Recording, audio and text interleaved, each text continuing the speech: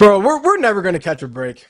Like the Sixers won't ever catch a break, but most specifically, Joel Embiid can never catch a break, bro. Like he can never catch a break. Like 1 week before playoffs, Joel Embiid is diagnosed with appendicitis, which means he had to have surgery. But on the bright side, the Sixers did report today that the surgery was a success. Everything went everything went accordingly how it should have gone. Further updates will be dropped, which means we don't really know what he will look like in the playoffs. Don't really know what his playing condition looks like. And honestly, Joel Embiid is just one of those guys that can never catch a break. The Sixers can never catch a break. But honestly, like I really just feel bad for Joel Embiid. I really just feel bad for Joel Embiid. Like he just like we're talking about a dude who has the worst luck when it comes to the playoffs. When it comes to like being healthy for the playoffs, he just has the worst luck. Like, and it's been that way since 2018. Like, if we look at Joel Embiid's injury history, 2018, orbital fracture and concussion. 2019, he had knee tendonitis. 2020, he had COVID in the bubble. 2021, he tore his meniscus. 2022, another orbital fracture and a torn ligament in his thumb.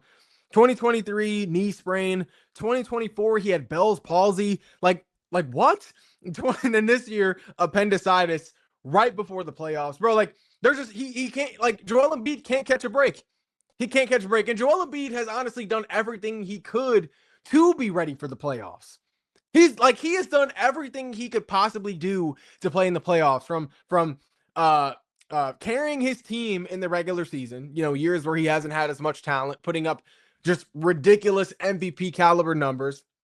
He's gone through rehab after all of the different surgeries and operations that he has had to go through. He's rehabbed, he's come back from those. He's taken much better care of his body over the years than he has in the past. He's played through modified schedules, went through weight load management, which has taken him out of a lot of regular season a lot of regular season award races, taking him out of making him ineligible for regular season awards. Like he has done everything that he has needed to do. He's done everything that a great player, a franchise player should be willing to do in order to be right for playoffs. He's just one of those guys that won't be healthy in the postseason. He's one of those guys that won't be healthy. And unfortunately, because of that, he's one of those guys that won't win a ring. And honestly, it sucks because he deserves one. Like, that's honestly what sucks about this is because Joel Embiid is definitely one of those guys in the NBA that deserves a ring more than anybody else. It honestly just sucks, bro. It really does suck. Like, honestly, like, looking at Joel Embiid will go down as one of the best players to never win a ring. Like, Joel Embiid will go down as one of, if not the best player to never win a ring. Like, if you look at you look at some of the best players all time who have never won a championship. Like, you think about Allen Iverson, you think about Karl Malone, you think Reggie Miller, Charles Barkley, Steve Nash, even Chris Paul. You want to put Chris Paul in that conversation as well. Patrick Ewing. Like, Joel Embiid is definitely in that conversation right now in terms of best players to never win a ring, but arguably he might be the best player to never win a ring because if I'm looking at all of those players that I just named, Embiid is more dominant. He's more athletically dominant than all of those players I just named. He's more talented than all of those players I just named. He has he has a much broader skill set than all of those players I just named. Like, Embiid is a 7-footer who is elite going both ways. He's an elite offensive player, an elite defender, an elite rim protector. He's elite inside. No one can stop him from scoring at the basket. He can also shoot off the dribble. We just saw him hit a little James Harden step back just the other night. Like, Joel Embiid might go down as the best and most dominant player to never win a ring in the NBA. And I honestly think it's valid. I honestly think it's valid. Like, when we talk about Embiid after his career is over, Embiid will go down and will be and should be talked about as if he is the most dominant player to never win a ring in the NBA. Definitely most dominant. Like, you look at other players who have never won a ring, some of the best players all time. Allen Iverson never won a ring. Charles Barkley never won a ring. Karl Malone never won a ring. Steve Nash, Patrick Ewing, all the guys, Chris Paul, all the guys who have never won a ring. Joel Embiid is the most dominant of those players who have never won a ring. And those are all like Hall of Famers. Reggie Miller, those are all Hall of Fame guys. But when you look at Joel Embiid in comparison to those guys, Joel Embiid's dominance far exceeds those guys. When you think about his skill set, when you think about his athleticism at his position, when you think about his talent at his position, then when you also think about the era that he played in terms of the skill sets and talent of the competition that he had to play against, like prime Anthony Davis, Nikola Jokic, like Wemby's, the Wemby's of the world. Like when you think about all the guys that Embiid has had to play, especially like as big men in the NBA in this era, like the modern era of NBA basketball, Joel Embiid should and will go down as the most dominant player to never win a ring in the league. Most dominant player. Like, honestly, Joel Embiid is a unicorn.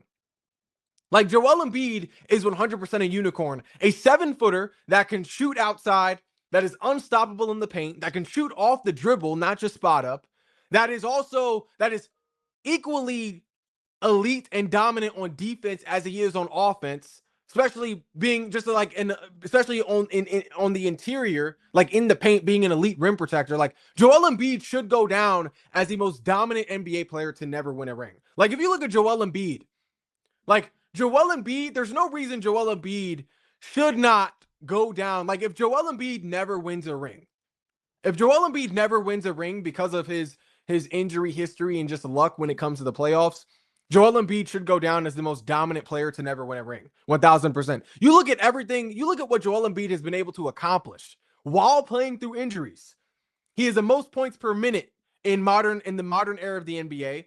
He has 2 70-point games, which is a Sixers franchise record, one of which was against what might be the most talented, best defensive player the league has ever seen in Wemby, who has put up all-time records defensively when it comes to blocks, steals, both in a season and in a game. Joel Embiid has a 70-point game against that guy. He's the highest scoring center since Shaq, putting up 2 back-to-back scoring titles in 2022 and 2023. No center has done that since Shaq. He's the first center to average 33-plus points since the 1970s. Most 30-point games by a center in the modern era of the NBA. Joel Embiid has proven to be one of the most efficient high-volume scorers in NBA history. Like, Joel Embiid's dominance definitely exceeds other great players who have never won a ring in the NBA. Like, Joel Embiid's dominance exceeds that of Charles Barkley, exceeds that of Patrick Ewing, exceeds that of Karl Malone, exceeds that of Reggie Miller, of Chris Paul, of Steve Nash, even Allen Iverson, who carried his team to the finals. Like when you look at the dominance, the skill set, the talent that he possesses, Joel Embiid has to go down as the most dominant player to never win a ring if Joel Embiid does not win a ring in his career. If he doesn't. Like, and honestly, looking at the Sixers going into the playoffs, bro, like the Sixers without Embiid, I just don't like the Sixers without Embiid. We're not winning the East. like we had a shot with Embiid. It was like, whether you want to say it was 50 or below 50, we had a shot.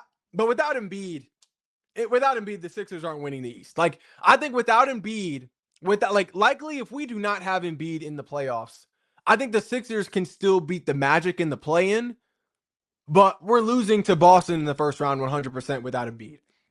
Like, the Sixers can handle the Magic though without Embiid. Like, I think they can still beat the Magic. Like, if you look at Paolo, Franz Wagner, Jalen Suggs, when all 3 of those guys have played, they've outscored their opponents by 44 or more points. But those guys have only played 23 games total together in the past 2 seasons. Not just this season, but including last season. Those 3 guys have only played less than 25 games together. So that's also a team that has their own injury issues. These guys have played 17 games together this season alone. But even with that, even with all three of those guys on the court, like the Sixers can definitely handle the Magic without Embiid. Like you look at Paolo, Paolo's definitely been underwhelming this season. He's not much of a perimeter threat, and he can definitely be contained inside. He can definitely be contained inside. Franz Wagner, he's missed 47 games out of the last 50 with an ankle injury. Like, and when he's healthy, the Sixers have multiple wings that they can throw at Wagner and Paolo to contain those guys. Like you look at between Paul George, Kelly Oubre, and Dominic Barlow, we definitely have enough to contain Paolo and Franz Wagner. And we know we can contain Jalen Suggs because we got a guy by the name of VJ Edgecombe. Like the Sixers can definitely handle Magic without Embiid because Paolo has been underwhelming this season. Franz Wagner has been hurt for a good chunk of this season, will likely be hobbled in this play-in series if we end up staying where we're at. And we have an answer for Jalen Suggs and VJ Edgecombe. Like I don't think the Sixers will have an issue handling the Magic without Joel Embiid. 100%. I think what the Sixers need to worry about is obviously what comes after we beat the Magic in seeing the Celtics in the first round without Embiid, because that's an entirely different issue. An entirely different issue. Like we lose, I think we beat the Magic without Embiid, but we definitely lose to the Celtics without Embiid. 1,000%. But in looking at this Magic breakdown, bro, like I'm not scared of seeing the Orlando Magic without Embiid. I'm not scared. Like we'll likely be without Embiid for that game. But I'm not scared of the Magic. I'm not scared of seeing the Magic without Embiid. I'm more worried about seeing the Celtics without Embiid because the Sixers can handle the Magic without Embiid 100%. Like Paolo does not scare me enough for me to be worried about seeing them without Embiid. Franz Wagner this season does not scare me enough for me to be worried about seeing the Magic without Embiid. Jalen Suggs does not worry me enough for me to be worried about seeing the Magic without Joel Embiid. Like, yeah, when all three of those guys are playing, the Magic can be an issue. You know, the Magic can be an issue. They can put up points. When all three of those guys are on the court, like I said before, they have outscored their opponents by 40 plus points. But the thing is, all three of those guys being healthy at once is not something that's been a given. Franz Wagner has missed, I believe, over 45 of the last 50 games so far this season, missing a pretty sizable chunk this season with an ankle sprain. He'll likely be hobbled. Paolo Banchero has definitely not lived up to the hype this season. He hasn't been a huge perimeter threat this season, hardly at all. And I honestly think the Sixers have the size to contain Paolo in the paint. Whether it's Adem Bona, whether it's Dominique Barlow, whether it's freaking Andre Drummond. Like, Paolo, we can definitely contain in the paint. And we definitely have enough wings to throw at Franz Wagner to keep him contained from the perimeter. Between Paul George, Kelly Oubre, and Dominic Barlow, if we want to throw him out there. Like, the Sixers have, I think, enough of a defensive presence to contain Franz and Paolo Banchero. They definitely have enough of a defensive presence to contain Jalen Suggs. Like, I think VJ is locking up Jalen Suggs, I think, all night long. I think you free up Tyrese Maxey so he can focus on offense, you know, not using all his energy on defense. But I think VJ, this is the game where VJ shows just how good of a two-way player he is. Being able to lock down Jalen Suggs while also being able to contribute on the offensive end. Because without Joel Embiid, we'll definitely need Edgecombe to do both. But bro, I'm not scared of the Magic. Even without Embiid, I am not scared of playing the Orlando Magic in the play-in 100. Like, I'm not scared at all. And like, don't throw the name Paolo Banchero at me and expect me to shiver in my boots. Expect me to shake in my boots as a Sixers fan. Because I'm not scared. Like, honestly, the Sixers could beat the Sixers. The reason why I know the Sixers can handle the Magic without Embiid is because I don't have Paolo for killing us. Like, honestly, we could guard Paolo Banchero the same way that we could guard prime Ben Simmons, or even declining Ben Simmons back when he was playing. Like, the Sixers can guard Paolo Banchero the same way we can guard Ben Simmons and still win this game. That's how I know we can handle the Magic without Embiid, because Paolo Banchero is not going to put the dagger in our hearts. Paolo Banchero is not going to put the dagger in our hearts. Like, we can guard Paolo Banchero the same way we could guard Ben Simmons, because Paolo Banchero is not lighting us up from outside. He's not shooting off the dribble. He's not pulling up in somebody's face. Paolo Banchero is mainly a threat inside. He's mainly a threat inside. Like, he honestly reminds me of the way Janai Broome played at Auburn. Like, it's honestly the same play style. Like, he's not going to be a guy that'll look to kill you from outside. He's definitely not a guy that can kill you from outside. But he is a guy that can find his groove in the paint, mid-range maybe. Like I'm not worried about Paolo killing us. The Sixers can honestly guard Paolo Banchero the same way we would guard Ben Simmons and still win. Honestly, we would still win, because Paolo Banchero is not a 3-level scorer. He's not a guy that is gonna space the floor. He can maybe hit the occasional knockdown shot, but he's not shooting from volume from out there. If anything, we want him to take that shot. We want him to shoot from out deep, because all the Sixers got to do is give him room, give him space on the 3-point line, congest the paint, congest the lane, and smother Franz Wagner.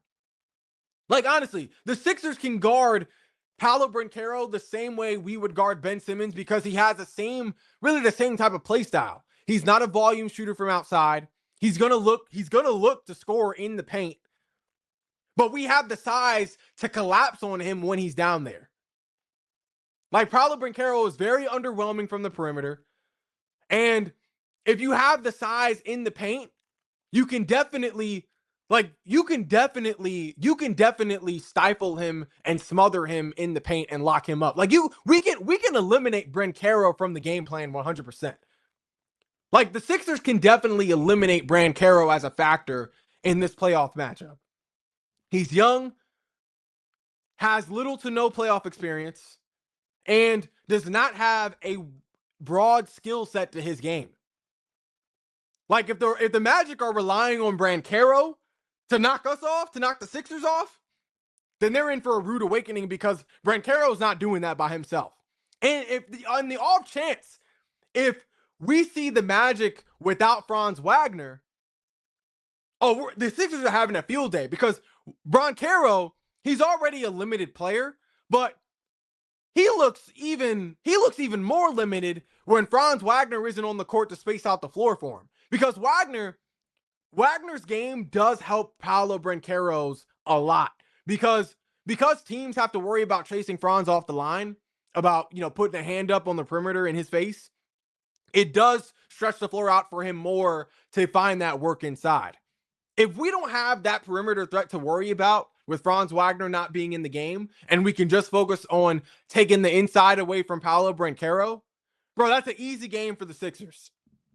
That's an easy game for the Sixers. So I am not worried about seeing the Magic without Embiid, because I know we can stifle Paolo Banchero, and I know we have the wing presence to really, I know we have the different wing presence to throw at Franz Wagner. We have multiple wings we can throw at Franz. Like, we can stifle Paolo Banchero with our size inside, because we know he's not going to kill us from the perimeter.